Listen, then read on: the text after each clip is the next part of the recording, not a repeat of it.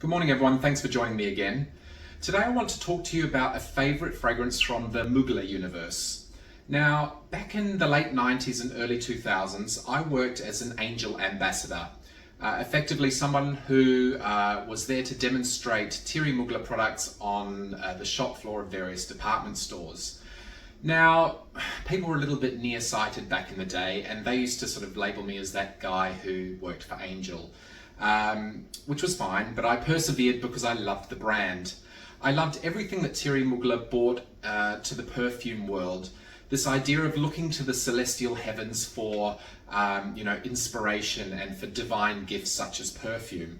The brand really appealed to me, and I loved any opportunity I had to demonstrate Angel and Amen, as it were, to the general public. Now in 2001, I was even more excited because Thierry Mugler decided he would create a genderless cologne. That's this one here. It's been composed by Alberto Morillas, so perfume royalty, and it's a perfume that I've had in my constant rotation for the last 20 years. This is a 300ml bottle, and I've probably used 3 of these prior to this and a few smaller sizes too. In 2001, when it was launched, I was excited because I had the opportunity to attend a training seminar before we took the perfume to market.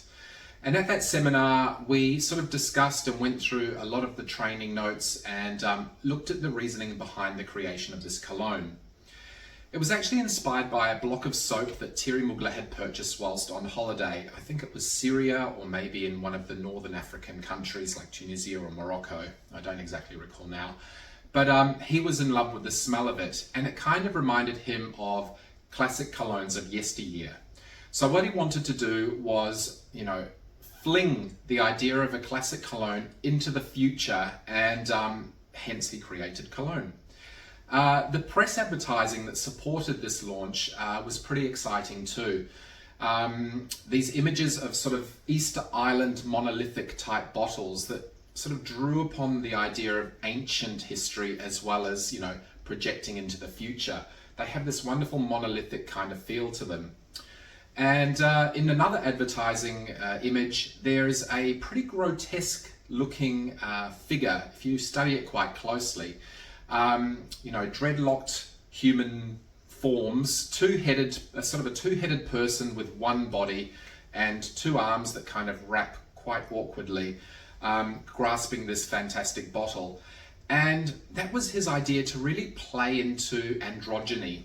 And androgyny was something that we heavily explored in the early to mid 90s in particular, when we saw, models walking down the catwalk who were effectively non-binary, even before non-binary was a thing. He really wanted to create this cologne that had such broad appeal. It didn't matter if you were male or female, what age you were, what orientation you were, what you identified as. He wanted it to be all-encompassing. And I feel like he succeeded. He created quite an unusual paradox with this perfume too. When you smell it, it smells green and fresh and vivifying and replenishing, and yet it's packaged in this bottle in the most luminous, almost noxious, toxic looking coloured juice, which doesn't occur in nature as far as water or juice is concerned.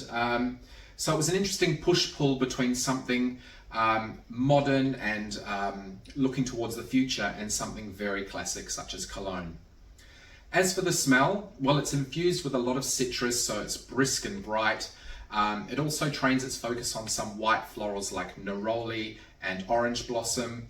But there is one note in here that created quite a flutter. And it's one that a lot of people aren't too sure whether it exists or not. It's been talked about in perfume circles for 20 years. Some people don't know if it's a myth or if it's not. I'm here to confirm that there is indeed the S note in this bottle. Now, the S note was a molecule that was trademarked to the House of Mugler, which we had the opportunity to smell in isolation at this training seminar. It was presented to us in a screw top jar, inside which we found a pillow that was soaked in the S note. So when we brought it to our nose, we were quite shocked. I guess the only delicate way I can put this is that it smelt like post-coital secretions. I guess if I were to put it plainly, it smelled like sperm.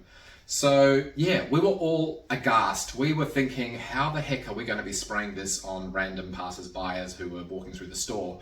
And you know, I kind of understand why he created that S note that emulated semen. There's something on a primordial level that is quite organic about it. And you know, the sum of those components here though really works.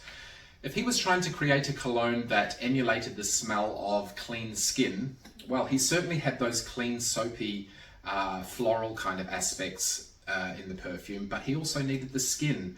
And the S note is what brought that organic warmth below that this resides on.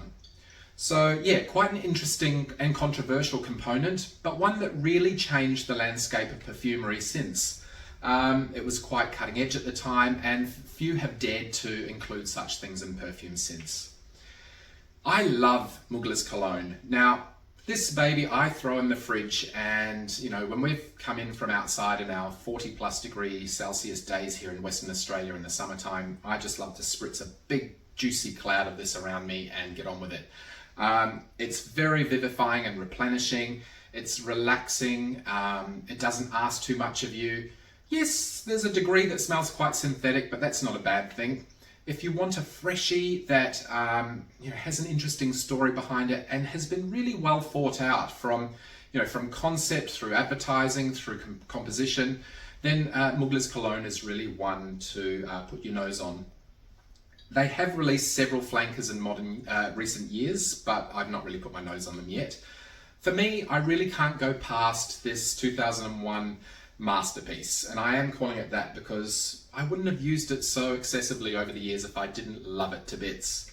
I think Mugler was well ahead of his time and was really looking at shifting perfume tastes and trends, and I think he did that with Angel and with Amen by bringing that richly gourmand characteristic to women's perfumery and men's perfumery, and also here with Cologne. It has been copycatted a little bit over the years. There was one by Creed, which I think was original vetiver, paid homage to this fragrance, and there was a Gaultier, was it Monsieur pour le Matin? I can't remember the exact name, but it was in a similar kind of rectangular flacon with a similar coloured juice inside. And even Jasper Conran Man. They all sort of pulled something from Mugler's amazing cologne, which really, you know, stopped people in their tracks back in the day. It is a cologne classic now. Yes, we've fast forwarded 20 years, but I feel it's still relevant today, and I think a lot of people get a good bang out of their buck for this particular one here. He's created various flankers to this in recent years. I've not really explored many of those. If anything, I really can't see myself going past this. It is the verdant nectar of, you know, spring and summer. It's like diving into a cool lagoon, and for that I can never fault it. Hit me below with a comment. Let me know what you think of Mugler's Cologne. If you have other favourite colognes, and hit the subscribe button if you'd like, and share, and I'll be back obviously shortly with another short video. Thanks for joining me. See ya.